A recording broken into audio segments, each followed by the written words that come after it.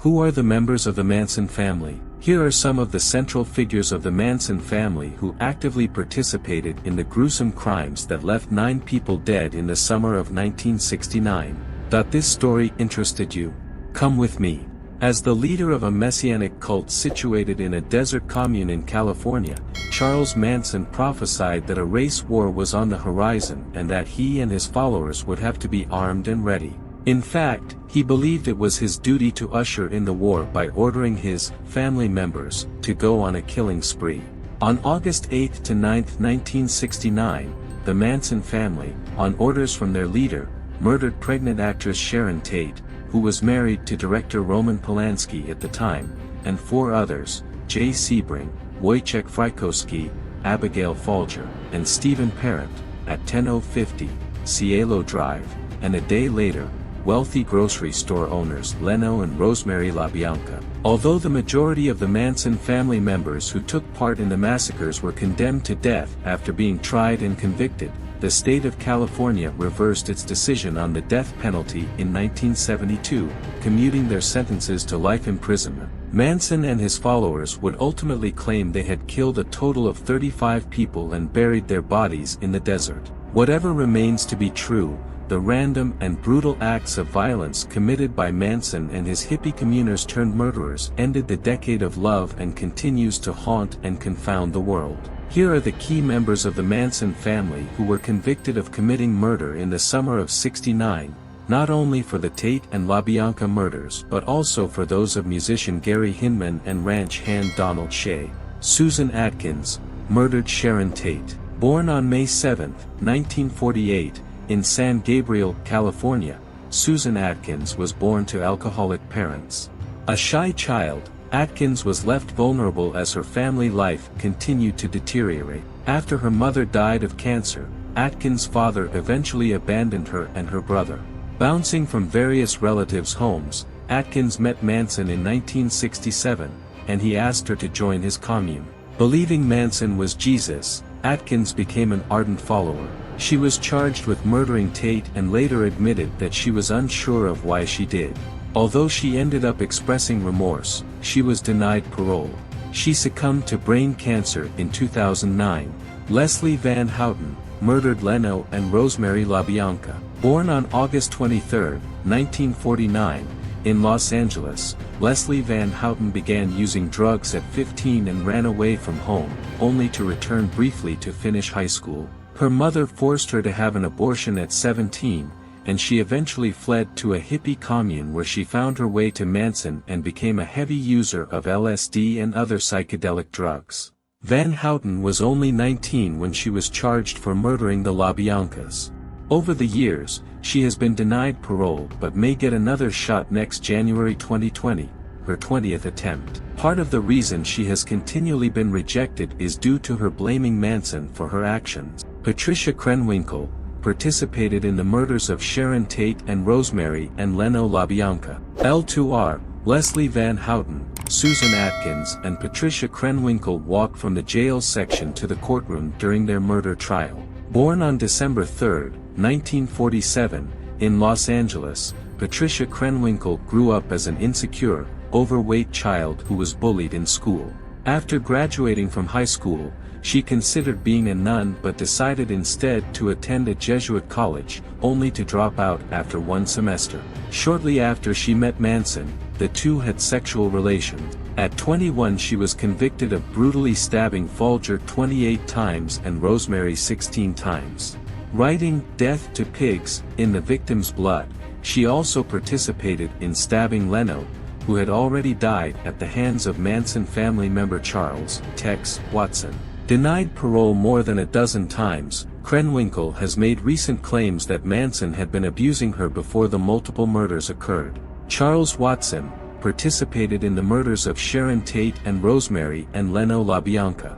Born on December 2, 1945, in Farmersville, Texas, Charles "Tex" Watson was an honor student and athlete. He attended the University of North Texas, joined a fraternity and eventually got a job as a baggage handler at an airline in 1967, allowing him to access free airfare.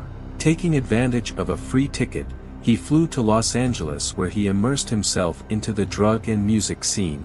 It was there that he met some of the Manson family women who introduced him to Manson at the infamous Spahn Ranch. Leading the charge in the Tate and LaBianca murders, Watson claimed he was the devil. After the murders, he escaped to Texas and resisted being extradited to California for 9 months. Eventually, he was convicted of murder and is currently serving a life sentence in Sacramento, California. He has since turned to religion, becoming a minister, and earned a business degree. Bobby Beausoleil murdered Gary Hinman. Born on November 6, 1947, in Santa Barbara, California, Bobby Beausoleil grew up in a large Catholic family. At 15 he was sent to a reform camp for delinquent behavior and soon after fled to Los Angeles and San Francisco, getting involved in the music scene.